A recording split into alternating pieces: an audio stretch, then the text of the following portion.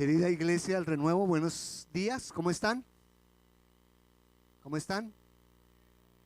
¿Están súper? ¿Están muy bien? Bueno, espero que al final del mensaje sigan mejor aún. ¿Dónde está Javier? ¿Javier no se hizo? Venga Javier, ayúdeme aquí un momentico con el teclado.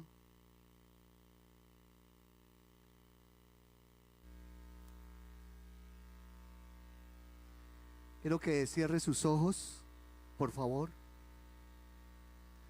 y diga exactamente estas palabras: Dios, háblame. Dígale otra vez: Dios, háblame. Mantenga sus ojos cerrados y hable usted con Dios. Padre, en esta aún mañana estamos delante de tu majestuosidad. Eres impresionantemente grande, santo e infinito. Tú eres un Dios que habla, que se comunica. Lo haces de muchas formas.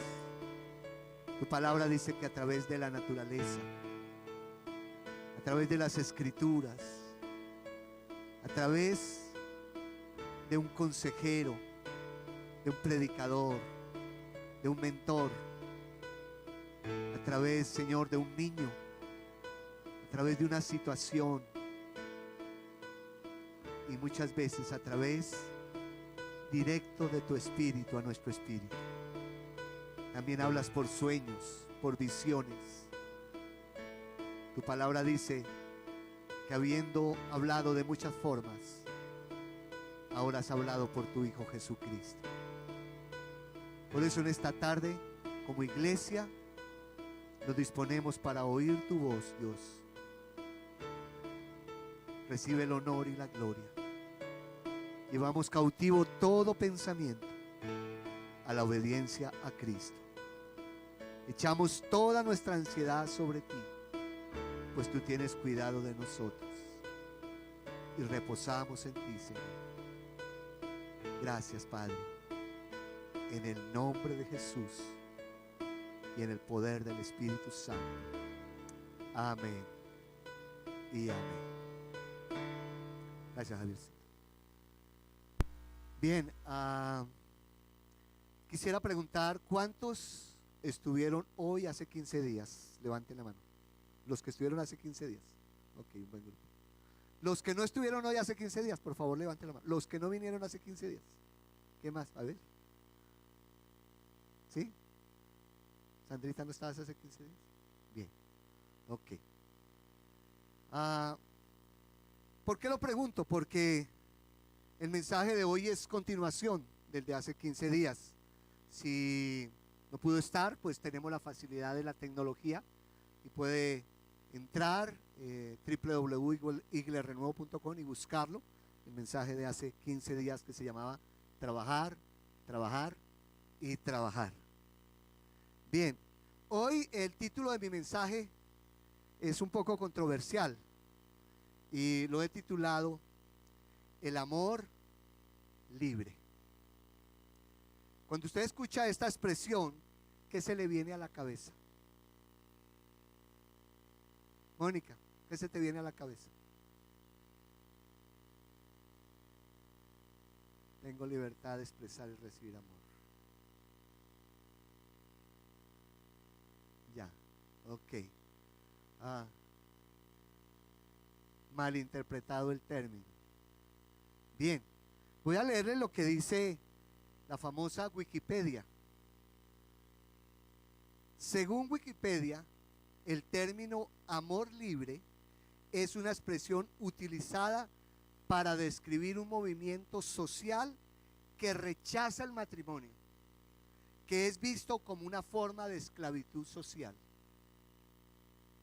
Luego me encontré en un blog que dice: desde el punto de vista de la revolución sexual, el término amor libre, también conocido como unión libre, nace a finales del siglo XIX.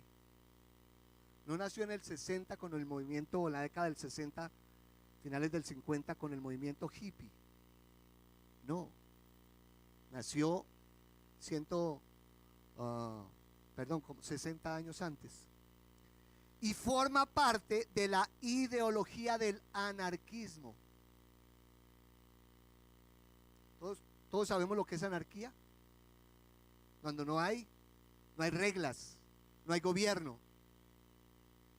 Según con la concepción anarquista, todo acuerdo, eso es lo que dicen los que promueven la unión libre, todo acuerdo libre entre personas adultas es un compromiso legítimo que debe ser respetado por quienes lo suscriben, así como por terceros. Por lo tanto, las relaciones sentimentales y o sexuales no necesitan ningún permiso o autorización expresa del Estado, ni ningún compromiso religioso. Eso es lo que la sociedad entiende por amor libre, y es lo que realmente es. Es un amor sin compromisos, es un amor irresponsable, y el término amor libre es sinónimo de unión libre. Cuando vino la revolución sexual y vieron incluso las primeras impulsoras del amor libre fueron mujeres a finales del siglo XIX, porque decían, no, estar casada es una esclavitud. Y por eso cuando el movimiento hippie apareció, vino también el movimiento feminista y muchas cosas, y se combatía todo lo que fuera control, reglas. Había que levantarse en contra de todo esto, porque un espíritu rebelde era lo que promovía esto. Pero hoy, tomando eso como introducción, quiero continuar con la historia de amor de hace 15 días. ¿Recuerdan la historia de amor entre el profeta Gomelo? ¿Cómo? Oseas. Y su bella esposa Gomer, la cual era una prostituta. Y digo que bella esposa porque por lo menos cuando Dios le dio la orden al profeta Oseas de que se casara con una prostituta, yo creo que Oseas dijo, bueno, aunque sea que sea bonita, porque imagínense todo el problema. Ahora, hace 15 días hablamos de varias cosas, pero ¿cuántos recuerdan que yo les enseñé una mnemotecnia para encontrar el libro de Oseas en la Biblia? ¿Sí se acuerdan? Que Oseas es uno de los profetas menores, que son 12, y que uno puede aprendérselos de 4 en 4. ¿Quién se acuerda cuál fue la mnemotecnia? ¿Angelita se acuerda? ¿Clarita? ¿No se acuerda la mnemotecnia? Fácil. O sea que Joel amó a Abdías. Oseas, Joel amó a Abdías. Ya es fácil. Pero dice, ¿cómo es el orden? Bueno, es una mnemotecnia que para mí, o sea que Joel amó a Abdías. Entonces va primero Oseas, luego Joel, luego Amós y luego Abdías. Es como cuando me aprendí, a veces me confundía si primero iba Samuel o Reyes o Crónicas, y entonces yo dije, ¿cómo hago? Porque a veces me confundo. Entonces dije, ya sé, Samuel ungió reyes que escribieron crónicas. Y ya. Y entonces me aprendí ese orden. Pero ustedes recuerdan que ahí pusimos una base y fue nuestra declaración de propósito como Iglesia al Renuevo, nuestra misión, que es lo mismo que el propósito, y también nuestra visión resumida. Y nuestra declaración de propósito es esta: el Renuevo Iglesia del Nazareno tiene el propósito de cumplir su misión, alcanzando personas para que pertenezcan a la familia de Dios, desarrollándolas para que sean semejantes a Cristo y sirvan en la iglesia y en el mundo de tal manera que agraden a Dios. Esa es nuestra declaración de propósito. Esa es la razón por la cual existe esta iglesia, y es bíblica. O sea, todas las iglesias del mundo deberíamos tener una declaración de propósito similar, porque está basada en el gran mandamiento y en la gran comisión. El gran mandamiento: amarás al Señor tu Dios con toda tu mente, con toda tu alma, con todas tus fuerzas, y a tu prójimo como a ti mismo. Y la gran comisión: por tanto, id y haced discípulos a todas las naciones, bautizándolos en el nombre del Padre, del Hijo y del Espíritu Santo, y enseñándoles que guarden todas estas cosas. Y aquí yo estoy con vosotros todos los días hasta el fin del mundo. Esa es la gran comisión. Basado en eso, en la gran comisión y el gran mandamiento, entonces extrajimos 5 palabras: cumplir, pertenecer, ser, servir y agradar. Y construimos nuestra declaración de propósito. Es bíblico totalmente. Ahora, además, recordamos hace 15 días nuestra visión resumida: ser y hacer discípulos que hagan discípulos semejantes a Cristo a las naciones. Ahora, pastor, ¿otra vez lo mismo? Pues Jesús decía: de cierto, otra vez os digo. Pablo decía: no me cansaré de repetir las mismas cosas. O sea, la técnica de la repetición es válida totalmente. Y un buen maestro, su objetivo no es que digan: uy, qué maestro. Su objetivo es que la gente aprenda. Y para eso la repetición es válida. Por eso usted tiene que tener, si hace parte de esta iglesia, usted tiene que tener claro por qué existe esta iglesia y para dónde va esta iglesia. Para que seamos discípulos y hagamos discípulos que a su vez hacen discípulos, todos semejantes a Cristo a las naciones. Esa es nuestra razón como visión. Ahora, dentro de esto establecimos lo que conocemos los 5 propósitos. El pastor Rick Warren los resumió muy bien en el ser, y después nosotros construimos en el hacer. Y en el ser, los 5 propósitos: el primero, agradar a Dios; el segundo, pertenecer a la familia de Dios; el tercero, ser como Cristo; el cuarto, servir a Dios; y el quinto, cumplir mi misión. O sea, dentro del gran propósito lo pudimos partir en 5: agradar, pertenecer, ser, servir y cumplir. ¿Agradar a quién? A Dios. ¿Pertenecer a qué? A la familia de Dios. ¿Ser como quién? Como Cristo. ¿Servir a quién? A Dios en la iglesia y en el mundo.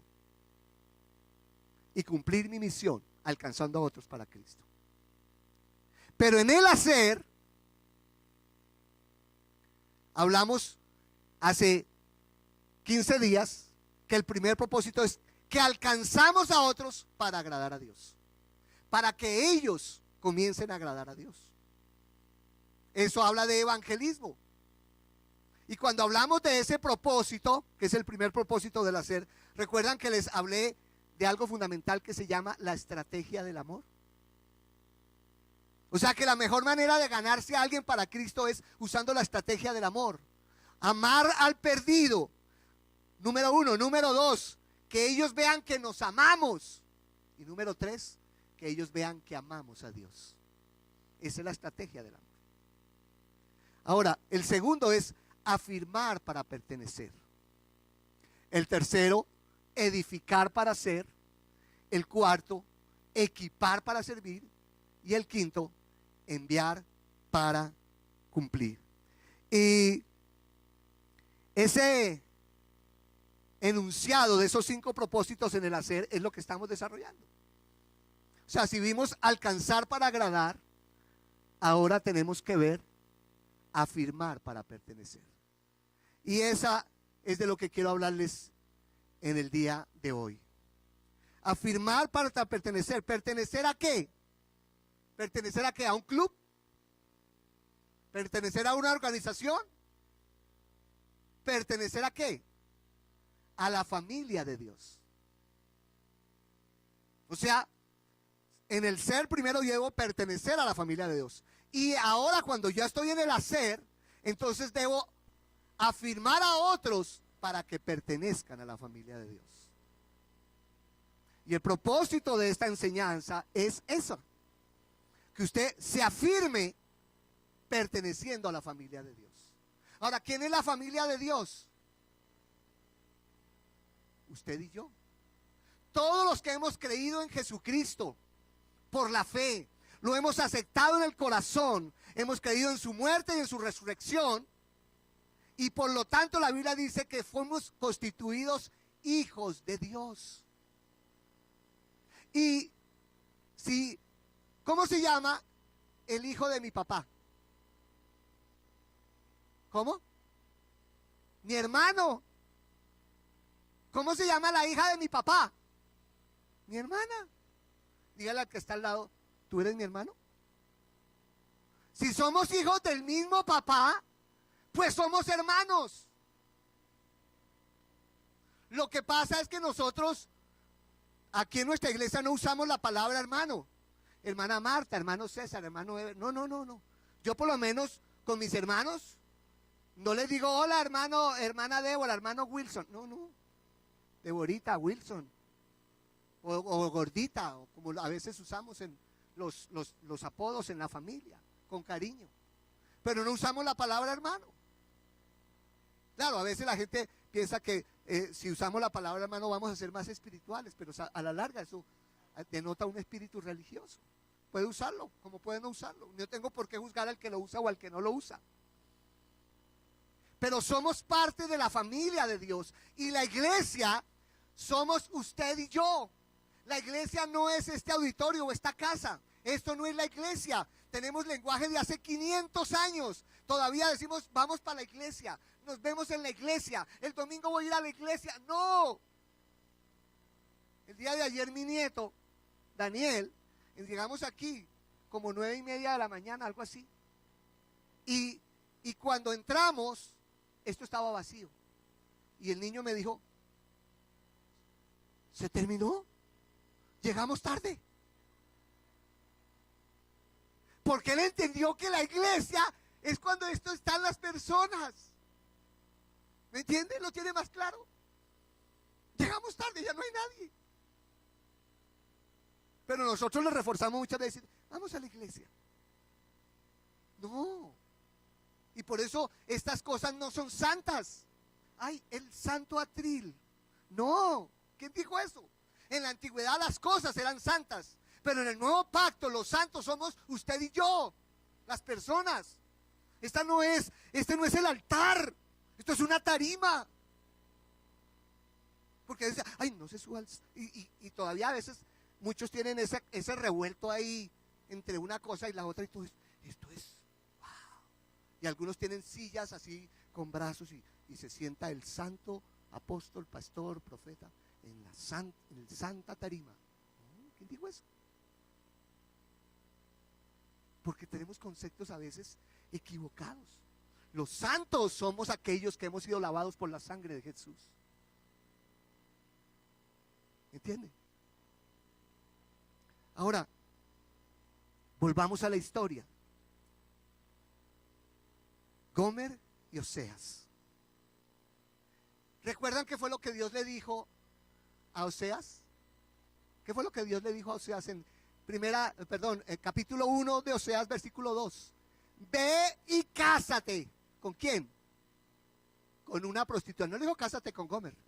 Dijo, cásate con una prostituta. Y él fue la cogió. ¿Qué tuvo que hacer? Enamorarla, conquistarla, proponerle matrimonio y casarse con ella. Y tuvieron hijos.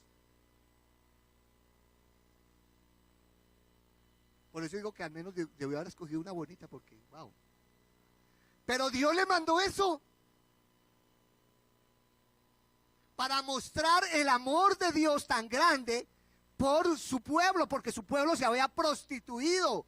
Y entonces Dios usa muchas veces cosas simbólicas para mostrar una verdad. Y Oseas tuvo que, a pesar de todo el pasado de Gomer, tuvo que amarla. Y el verso 3 de Oseas capítulo 1 dice, así que Oseas se casó con Gomer. ¿Oseas qué? Se casó. No se fue a vivir con Gomer. No fue que le pagó a Gomer y dijo, bueno, una pequeña aventura ahí para ver qué Dios, porque Dios me dijo que... No.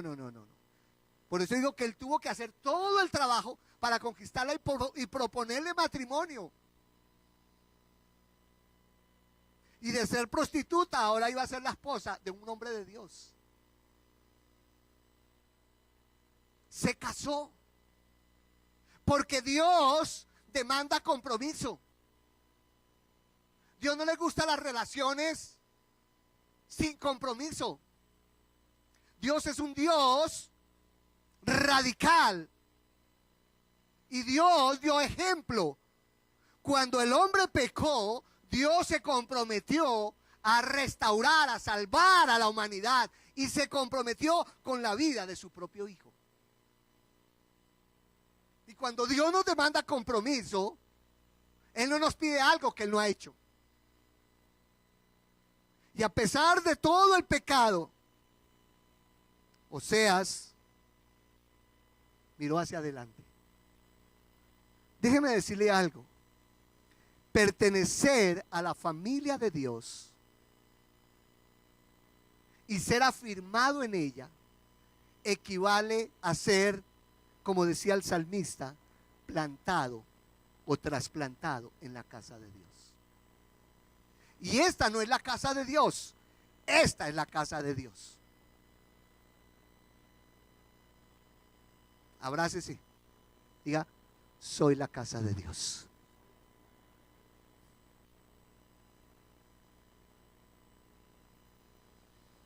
Miren, yo no creo mucho en cristianos que no están comprometidos con la iglesia local.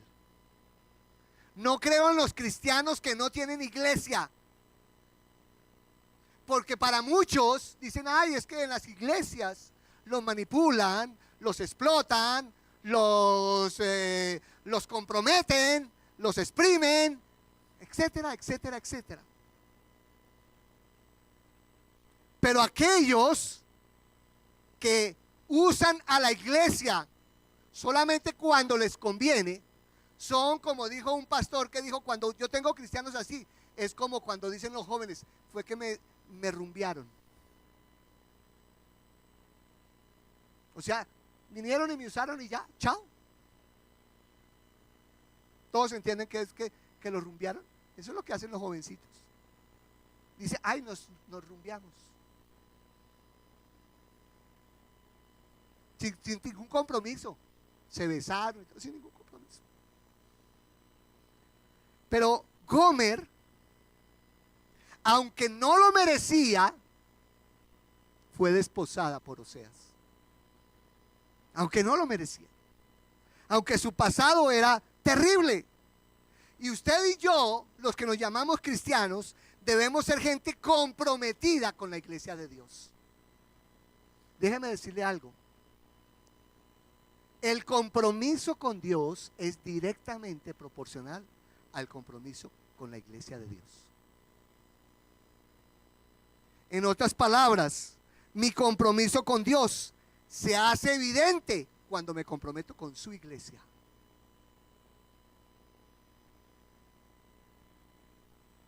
O sea, hay hechos, no solamente palabras. Mi compromiso con Dios se evidencia en mi compromiso con la iglesia. Ahora, la iglesia es un invento de Dios. No fue un invento de un pastor, ni una religión. La iglesia, dice la Biblia, es la novia, es la prometida, y un día va a llegar a ser la esposa de Jesús. ¿Y a quién le gusta que le rumbien la novia?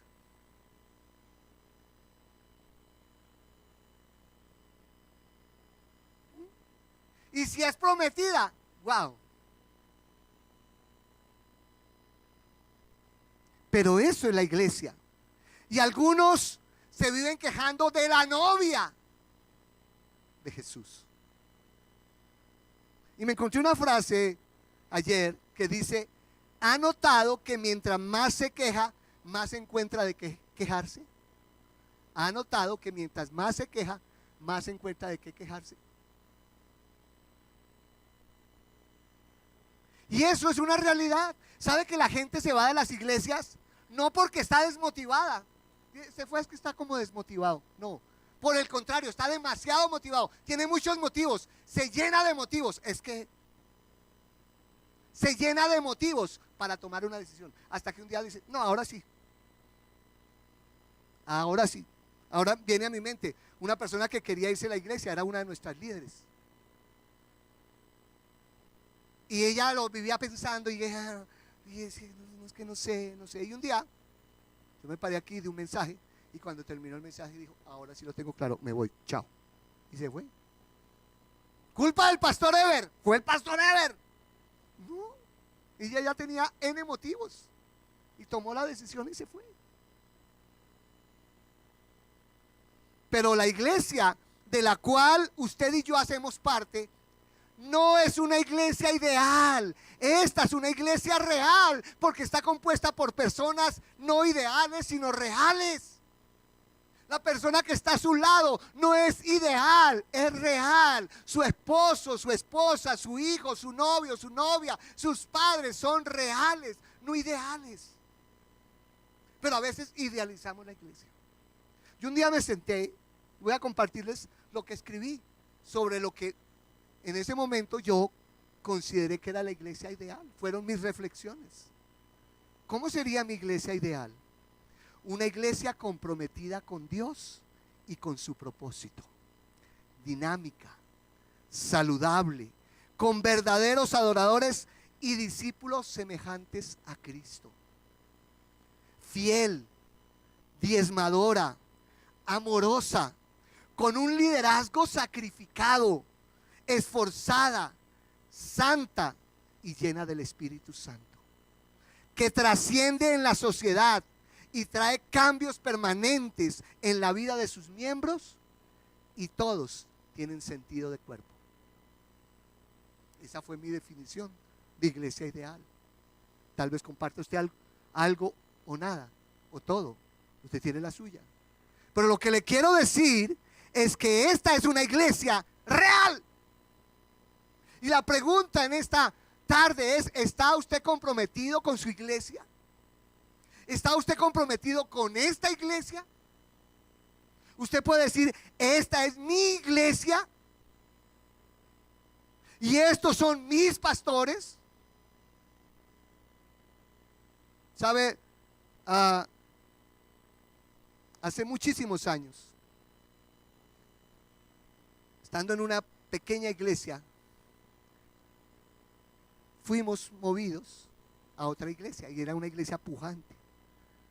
Pero cuando llegamos allí, yo me sentía extraño, me gustaba la alabanza, me gustaba la enseñanza, pero yo era extraño, yo miraba para todos lados, yo me sentía.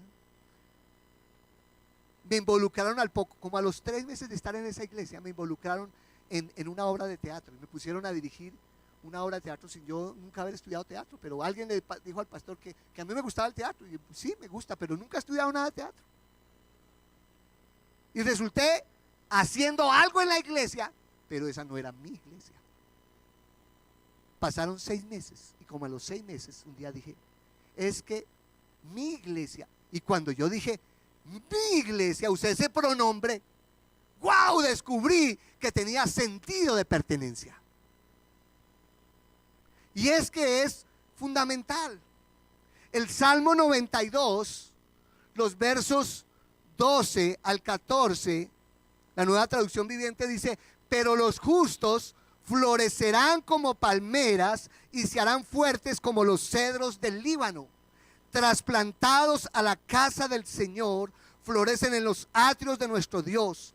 Incluso en la vejez aún producirán fruto, seguirán verdes y llenos de vitalidad.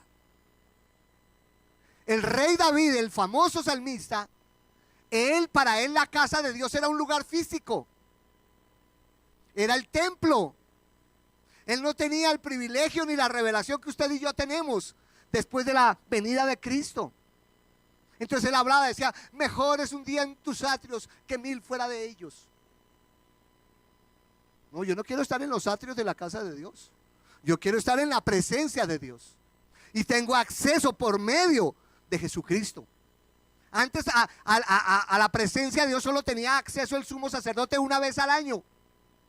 con sangre, pero Jesús, el sumo sacerdote, Él rompió el velo y nos abrió camino derecho hasta la presencia de Dios. Y por eso, aunque el salmista no tenía esa revelación, pero me sirve esta ilustración para mostrar que en la casa de Dios, no en el lugar físico, sino en la presencia de Dios, en su iglesia que somos usted y yo, allí debemos florecer. Y que a pesar de que tengamos años, dice la Biblia, que aún en la vejez produciremos fruto. O sea, usted puede llevar 10, 20, 30 años en la iglesia del Señor y su obligación es dar fruto. No decir, no, pues yo ya esperando a que el Señor venga. Esperando. A ver, porque ya está, estoy viejito. ¿Sabe? Mi papá tiene 91 años. Ustedes lo conocieron aquí hace unas cuantas semanas. Y todavía tiene las fuerzas para evangelizar. Le gusta alcanzar almas para Cristo. Lee todos los días su Biblia, sale y ahora enseña en unos ayunos en una iglesia y está sirviéndole al Señor. Y se siente pleno. Y algunos aquí ya pasan de los 60 y dicen, ay, pero es que yo ya pastor. No, aún en la vejez producirán fruto. Estarán verdes, es lo que yo llamo los viejitos verdes. Llenos de vitalidad y de vigor.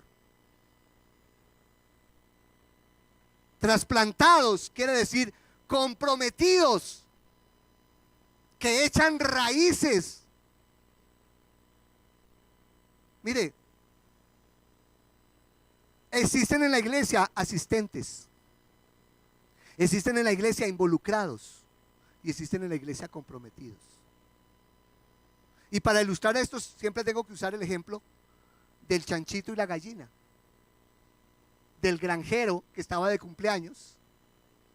Y entonces los animales se reunieron y dijeron, oiga, hagámosle algo al granjero, un buen desayuno. Y la gallina dijo, ¿y qué tal un café con leche y unos huevos con tocino? Y la vaca dijo, va para esa, listo, yo pongo la leche. Y la gallina dijo, yo pongo los huevos. Y todos miraron al chanchito y el chanchito.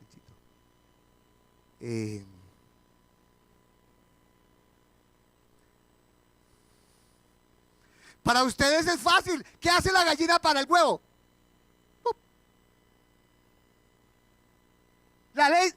¿Qué hace la vaca? Esperar que la ordeñen. Y en cambio el chanchito para dar tocino, no hay de otra. Y sabe, esa es la diferencia entre unos cristianos y otros. Algunos se involucran, algunos son asistentes. Mi esposa decía esta mañana, son cristianos la estrella fugaz. Los ve uno pasar. Otros se involucran en la iglesia. ¿Y cómo se involucran? Bueno, dan de su tiempo, ofrendan de cuando en vez, participan en algunos eventos, en alguna parte del proceso, y ya, no más. Son cristianos gallinas. Solo hacen el esfuerzo de poner un huevo. Bueno, algunos huevos.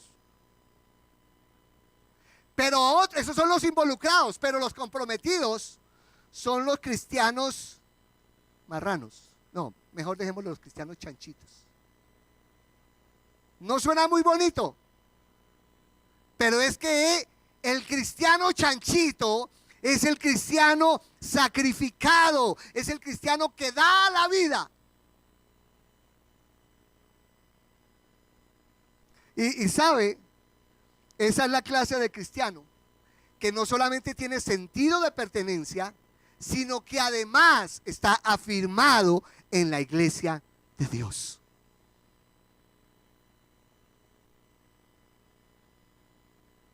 Un día aprendí algo. Algunos piensan que las iglesias son de los pastores, y hay ovejas que creen que las iglesias son de los pastores, y hay pastores que creen que las iglesias son de ellos. Y hay gente que no son pastores ni ovejas y también creen que las iglesias son del pastor. Un día fuimos a desayunar con el pastor César y él pagó. mayoría de las veces Él paga. Y cuando salimos, entonces yo le dije, Paz, muchas gracias. Me dijo, no, dale las gracias a tu iglesia. Cuando Él me dijo eso, Él tiene claro que esta no es su iglesia. Esta no es la iglesia del pastor X. Nosotros simplemente somos administradores, somos parte del propósito de Dios en este lugar.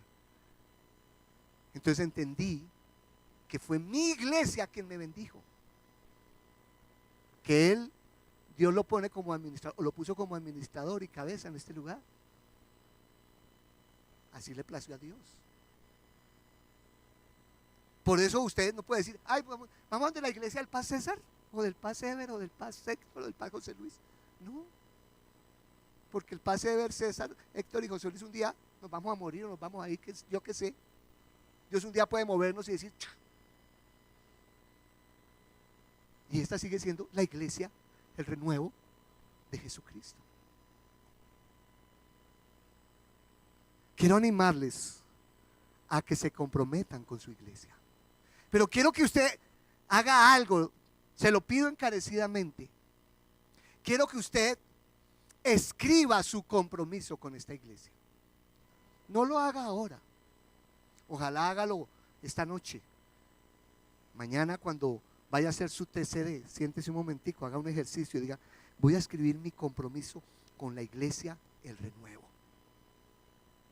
Y piense, porque el objetivo es que el objetivo no es que nos lo traigan y que aquí lo vamos a leer y a publicar. ¿Qué compromisos? ¿Por qué no? Siempre pienso en los matrimonios cuando les aconsejamos que escriban sus votos, sus compromisos personales en sus propias palabras. Y cuando uno los anima en eso, algunos se inspiran. ¡Wow! Escriben Yo tengo ahí en el computador algunos que me han enviado sus compromisos o sus votos matrimoniales. Y se los ha ayudado a pulir y luego los hemos impreso en papel pergamino o en otra forma. Y ¡wow! Y luego los leen delante del público y ¡wow! Y se comprometen. Algunos son impresionantes lo que les sale del corazón y otros dicen, bueno, yo me comprometo a esto, lo otro, aquello. Y se nota que fueron hechos a la ligera, como sin pasión, sin compromiso. ¿Sabe que cuando uno está enamorado se vuelve poeta? Quisiera lanzarme desde el trampolín de tus pestañas y caer en la piscina de tus ojos. ¡Wow! Se vuelve uno poeta sin serlo. Mi esposa decía que antes uno le gustaba caminar bajo la lluvia, pero ahora lo único que hace bajo la lluvia es ir a recoger la ropa para que no se le moje.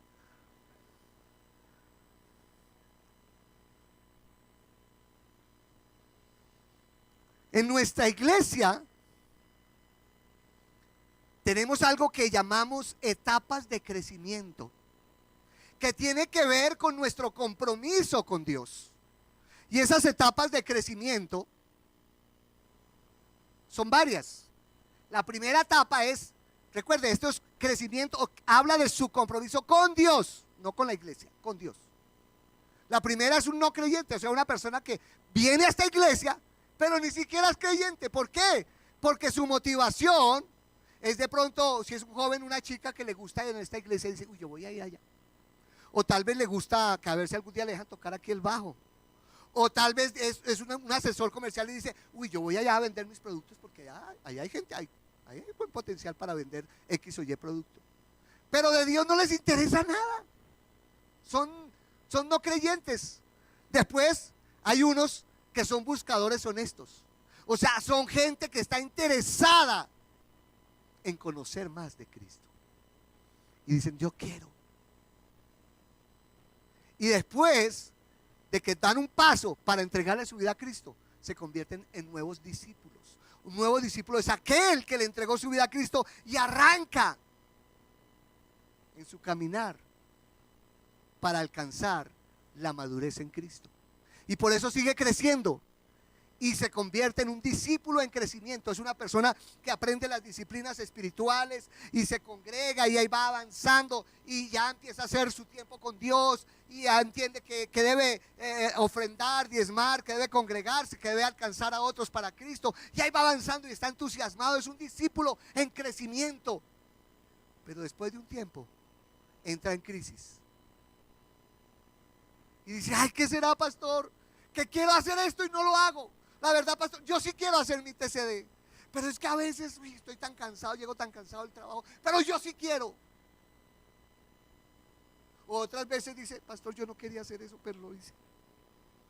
Entonces a veces entra en esa crisis de que quería hacer algo y no lo hizo, y no quería hacer algo y sí lo hizo. Y eso es un cristiano inmaduro. ¿Por qué? Porque todo lo hace en sus fuerzas.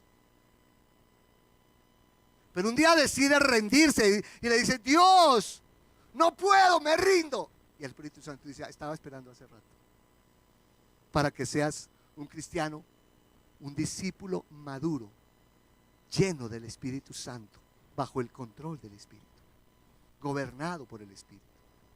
Y sigue creciendo y dice, comienza a ser un líder siervo. O sea, una persona que lidera a otros con un espíritu para servir a otros. O sea, liderar no es mandar, no es dar órdenes. Liderar es servir. El que quiera ser el primero, comience por servirle a los demás. Y sigue creciendo y ahora mentorea a líderes. Y esas son nuestras etapas de crecimiento dentro de nuestro proceso. Y cada uno de ustedes, empezando por nosotros los pastores, estamos clasificados en alguna etapa, desde no creyente hasta mentor de líderes. Hay muchos que son simplemente discípulos inmaduros. Llevan años ahí. No quiero, sí quiero. Comenzaron bien, pero de un momento a otro entraron en crisis y ahí se quedaron. Y no quieren rendirse al Espíritu Santo. Pero además de eso, tenemos el nivel de compromiso. Y el nivel de compromiso habla de mi compromiso con mi iglesia. En las etapas es con Dios, pero el nivel de compromiso es con mi iglesia. Y el nivel mínimo es el visitante ocasional. O sea, una persona que un día vino y para nosotros es un visitante ocasional. Vino y de pronto pasaron unos tiempos, unos meses y volvió y vino. Ese es un visitante, como su nombre le indica, ocasional. Aparece y desaparece. Y toda persona que llega a esta iglesia, aunque lleve muchos años en la vida cristiana, pues lo clasificamos ahí en alguna de esas. Pero inicialmente mientras lo vamos conociendo, pero de entrada es un visitante ocasional. Hace 15 días nos llegó una chica, no la veo hoy aquí, y es una chica madura, ya en el Señor, lleva años. Y ella, por supuesto que cabe en algunas de las etapas más adelante, no puede empezar como no creyente porque sí es un creyente. Pero desde el punto de vista de su compromiso con la iglesia al renuevo, por ahora es un visitante ocasional. Pero ya, fíjese, ella llegó el domingo, al otro día quería saber de la visión de la iglesia, luego tomó su taller de tiempo con Dios y ahí va. Y otros que llevan años dicen: no sé, pastor, todavía es que me la pone a las 6. Y uno dice: me lo pone por la noche, el sábado por la mañana, por la tarde.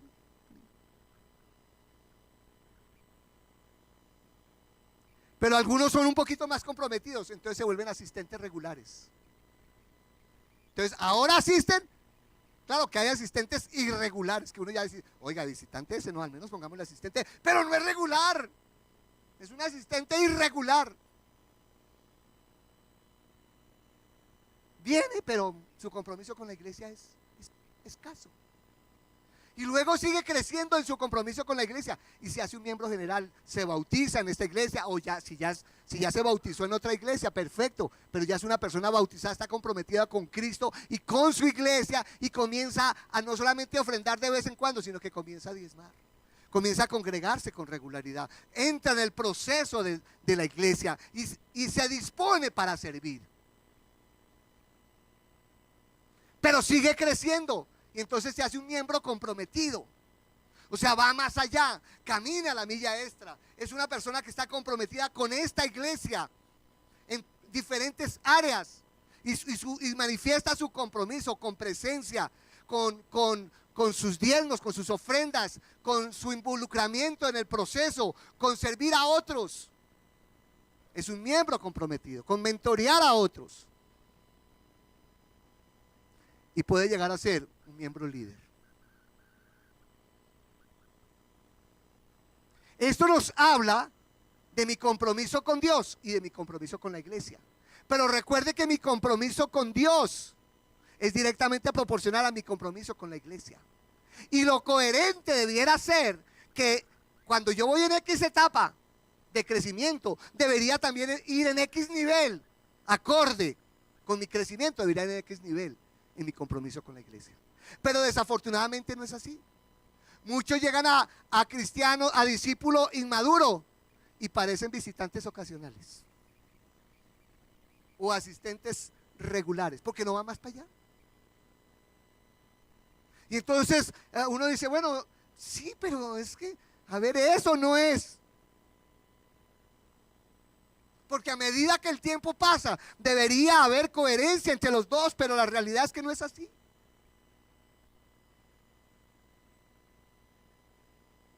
Y tenemos que entender que la iglesia es idea de Dios. Algunos traen estructuras mentales que piensan que la iglesia es para la gente llena de problemas o para la gente intelectualmente incapaz, gente sin preparación. Yo tenía una compañera cuando trabajaba en una empresa estatal, ingeniero electrónico, y ella me decía, Ever, ¿cómo tú con estudio y todo eso que has estudiado y has metido es que de pastor? Eso es para la gente ignorante, de apargata y ruana. Y se burlaba de mí, porque ella no entendía. El mundo piensa, ayer estaba hablando con un policía y yo le decía, ustedes creen que, porque él nos decía un poco de cosas, decía, es que ustedes deberían hacer, deberían no sé qué. Le dije, ¿ustedes creen que las iglesias en este país, la plata nos sobra? Le dije, ¿sabía usted que hay más de 4,000 iglesias cristianas en este país? Y que el 99% de esas iglesias sobreviven. Que solo, ni siquiera, ¿cuánto es el 1% de 4,000? 40. Y por ahí 40 iglesias en este país, como máximo, tienen recursos financieros y algunas desorbitantes. Pero la mayoría de la gente en su ignorancia nos califica a todos. Dice, mi compañera me decía, oiga, Ever, le tengo una propuesta. Yo soy la socia capitalista, pongo la bodega, los instrumentos, todo. Y montamos una iglesia entre los dos. Usted predica y yo recojo las ofrendas. Yo le decía, no hables bobadas, sandeces.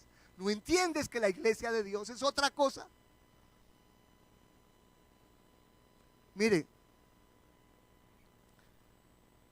hay gente como esta en algunas iglesias. Les voy a contar. Aquí, hace un tiempo, hubo una familia que por razones de seguridad se tuvo que ir a vivir a Ciudad de Panamá. Y duraron 5 años viviendo en Ciudad de Panamá. Y mientras estaban en Panamá buscaron iglesias. Fueron a una grande, una mediana, una chiquita. Y buscaban acomodarse, pero no se acomodaron. Y pasaron 5 años. Y a los 5 años decidieron volverse para Colombia. Porque dijeron, esta es mi iglesia y este es mi pastor. Y estoy de acuerdo con esta visión y aquí quiero que mis hijos crezcan.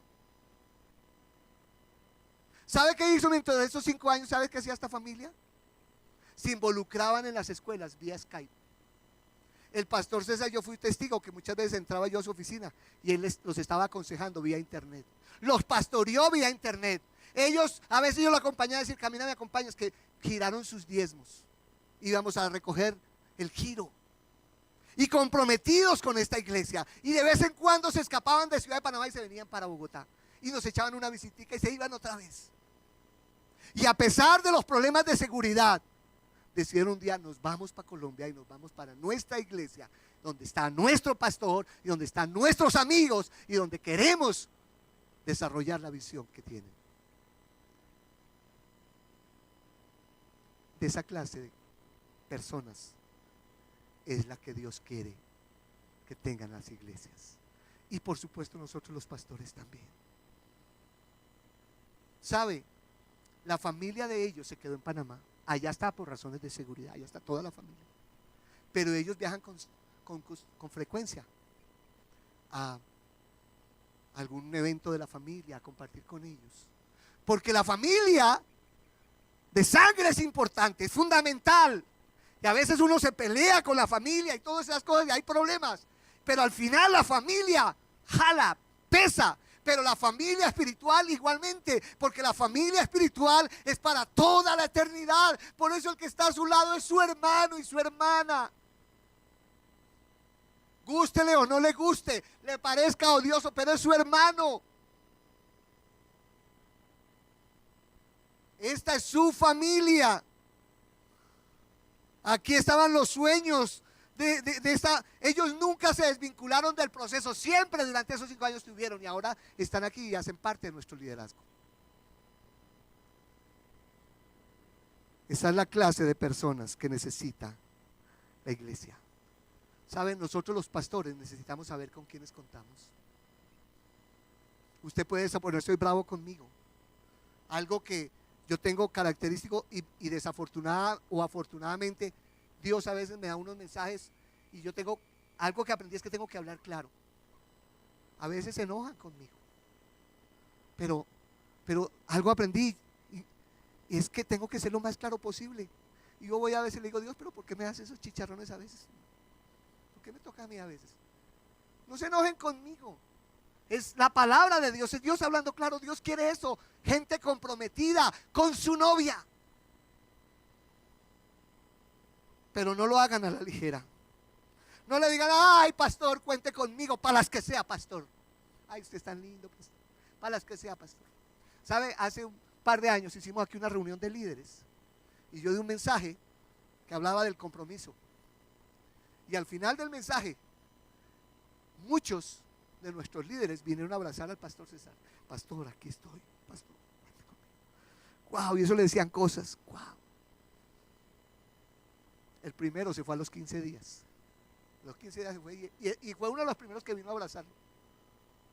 Para las que sea, pastor, lo que sea. Porque a veces son solo las palabras y buenas intenciones, buenos deseos. Y los pastores tenemos muchas veces que escuchar esas expresiones: pastor, contigo hasta el final. Y el final a veces es a los 8 o 15 días o a los 6 meses. Aquí tuvimos una líder que le decía: pastor, yo no me voy aunque usted me eche de esta iglesia, no me voy. Pero un día se fue.